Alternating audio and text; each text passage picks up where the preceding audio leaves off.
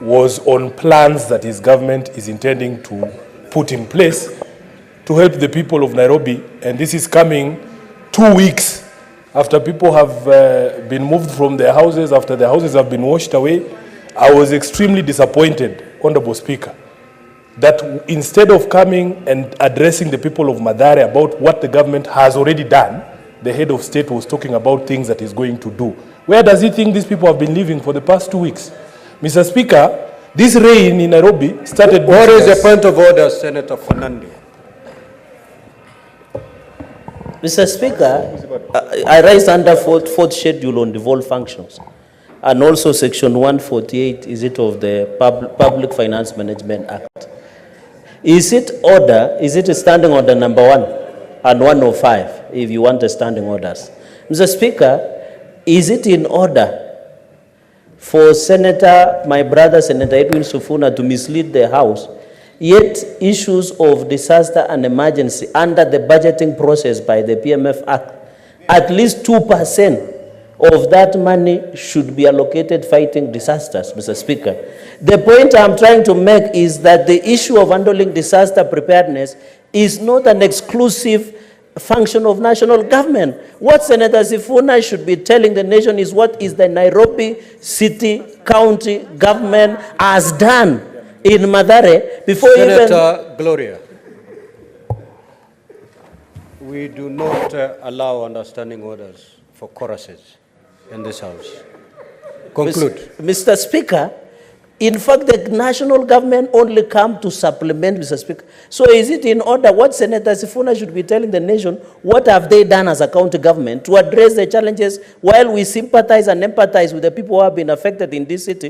What have they done as Nairobi City County on their 2%? And Mr. Speaker, sir, it is money that is allocated under the county revenue, Mr. Speaker. And for the information of the House, the governor of Nairobi said national government has given support to a tune of 500 million, Mr. Speaker. So you cannot allow Senator Sifuna to get away with misinformation and misleading the country, Mr. Speaker. He should be ruled out of order.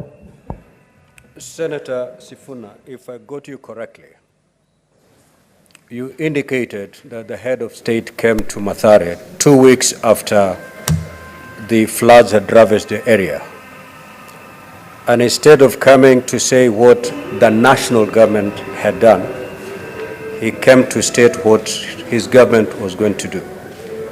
Taking it from where the Senator Fernandez has said, that under Schedule 4 of our Constitution, that particular function fairly falls within the county government.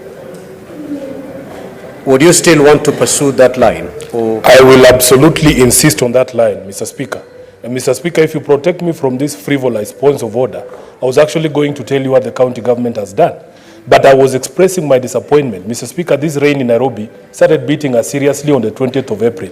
By the 24th of April, we, the leadership of Nairobi, were calling for the national government to declare this a national disaster because our own county was overwhelmed. I hear people parroting about 2% of the resources of the county being directed to the disaster account. It's not as if county governments receive all the money that is allocated to them by this House and then separate 2% and put it in the account. As we speak right now, if you are a serious person who follows devolution, you know that the county governments have not received money since January. The equitable share of county governments has not reached the counties by from January. So, Mr. Speaker, when you hear somebody saying talk about 2%, 2% of what? You should talk about 2% of money that you have put in the accounts of the county governments. Mr. Speaker, my disappointment is in the fact that from the 24th of this month, of last month, people have been sleeping outside. Then you come and tell us that you're going to give 10,000 shillings to the affected households. We have lost over 10,000 households, Mr. Speaker. Where do you think these people have been sleeping? That is my disappointment, and I want to dissuade Honorable Mungatana.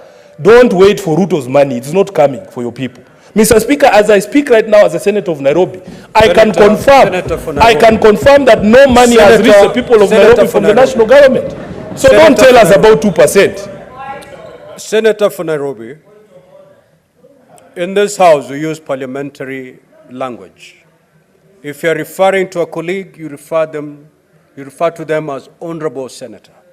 If you're referring to the president, you refer him as His Excellency the President of the Republic of Kenya. We do not have a Mr. Ruto. So kindly abide. I want to advise. I thought you had concluded. Yes, Senator. let me make the Then correction take your you seat. asked me to make. Okay, I want proceed. to ask the Honorable Senator for Tana River, the very able Danson Mungatana, do not wait for President Ruto's money. It is not coming. I thank you, Mr. Speaker. Senator Cheragei. Mr. Speaker, I want to make a comment on Senator Muma. Mr. Speaker, I want to thank the national government for supplementing what the default function is. I know you being a former governor, you know disaster management, disaster response, fire is, and you are a distinguished lawyer in this republic, Mr. Speaker. Mr. Speaker, I want to call upon county governments. I have seen even your county, some floods have started happening. That the 2% of the total of county revenue should be allocated. It is under the law. Whether the national government releases the money today or even in January, Mr. Speaker, they must allocate, because that's what the budget is all about, Mr. Speaker. Mr. Speaker, I want to thank the President, because despite this being a devolved function, Mr. Speaker, he promised that Kenyans will be given 10,000 shillings as a way of alleviating, Mr. Speaker.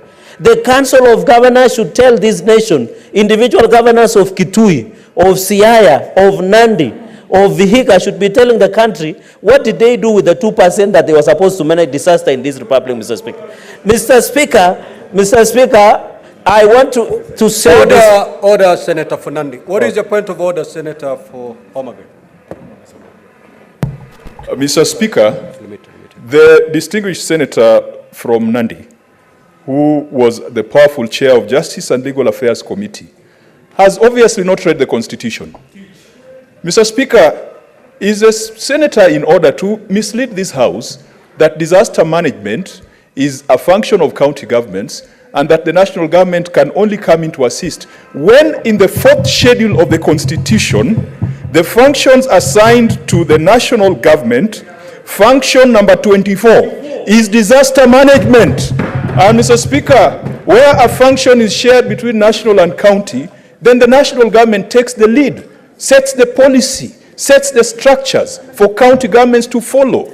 And so, Mr. Speaker, my friend Senator Cheragei needs to go slow on county governments and turn his guns on the culprits, which is a national government that is obviously clueless in the midst of a disaster. Senator Fernandi, get. Mr. Speaker, I just want to do rebuttal in 30 seconds. When you read under 4th schedule, part 2 on county governments, and I invite function number 12, firefighting services and disaster management. Mr. Speaker, my chairman. Order. Senator for Nairobi. Mr. Speaker. Senator for Nairobi. Senator for Nairobi. Okay. If the chair is speaking, you keep quiet. My apologies. Now, Senator for Nairobi, we are not going to degenerate into a shouting match. This is it's a house of order, so we must be orderly. Now, Senator Fernandi, you know that those functions that are a preserve of one level and that those functions that are shared. Disaster management